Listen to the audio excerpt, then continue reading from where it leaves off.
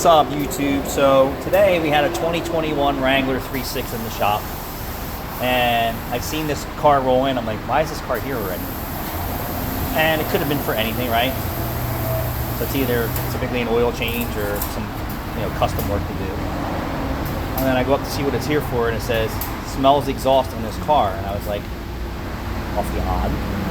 2021 could be possibly still in the warranty, but why is it here?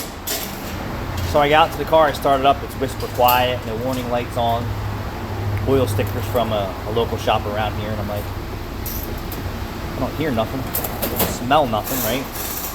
Odd at 46,000 miles that it has some type of exhaust problem with no warning lights on. So I turn the AC, the heat on, run it, take it for a ride, bring it in the shop, pressure check it. It's got this, typical normal Jeep stupid clamps that leak at the muffler and the midsection, which are barely leaking. Moisture's coming out of them. And I don't smell any odors from the tailpipe, and the tailpipe is actually clean inside. Because some of these cars today are so black soot in the exhaust. And I was like, all right, well, this is awfully weird. Is this guy playing games with me? Did he smell another car? And they told Rachel that it was intermittent, it comes and goes. So I spent 20 minutes driving the crap out of it, driving it easy. And I said, all right, Rachel, I'm gonna let it run outside with the windows up for a half hour, and then we're gonna go for a road test. And I drove it, no issues. So I said, what are the chances on this customer having any maintenance done other than oil changes at 46,000 miles? I said, do you think the dealer recommended a fuel injection service or a GDI carbon service? I fucking doubt it.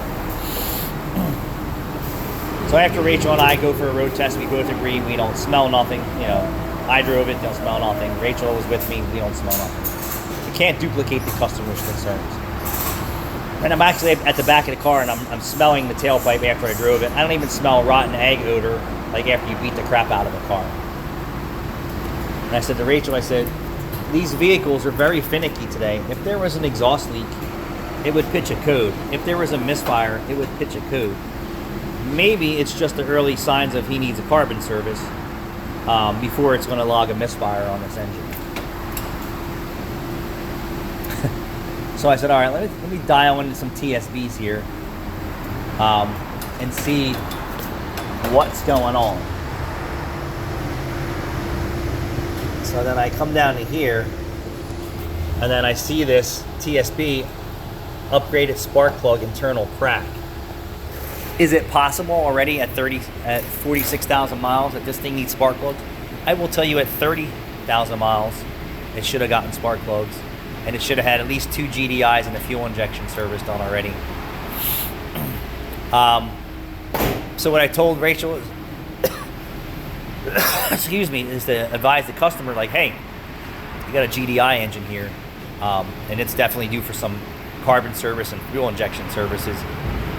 Even though we can't duplicate your concerns, we're going to recommend this maintenance. This may resolve your problems. Nope. 0. 40 minutes of our time trying to address his concerns. And what I said to Rachel, I said, this is my fault that after we couldn't duplicate his concern, that we needed to start charging him to evaluate his vehicle, road testing, things of that nature. So I said, this is a learning lesson for us that if we can't duplicate his concerns immediately and he wants us to spend any more time on it, that we need to get paid. On top of, we offered a solution that's very possible to the customer that here's what we recommend where you start, being that I already know for a fact this car's never had fuel injection or a GDI service. So on his way he went. And Rachel's like, well, I don't understand why he didn't take it to the dealer. I said, well, he's going to another shop locally for oil changes. He already knows it's out of warranty. And his other shop doesn't specialize in exhaust. And he knows if he goes to the dealership complaining about anything that's out of warranty, he knows it's $180 just for them to entertain his concerns. Right? So now that I see Pennstar upgraded spark plug internal crack issue, it is very possible that he is suffering from a misfire that has not logged yet, but it's not bad enough to cause a problem. I wonder how he would feel about me telling that his 46,000 mile vehicle should have spark plugs at 30, and Jeep, Dodge, and Chrysler are saying, hey, we already have an issue with the spark plugs.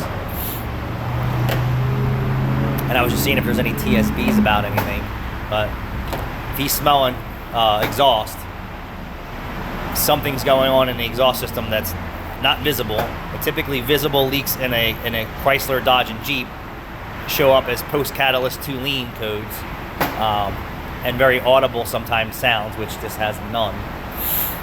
So I scratched my head a little bit, and I said, well, I'm done with this customer. He doesn't want to commit to spending any money on maintenance, and I can't duplicate his concerns. Anybody else out there come across this?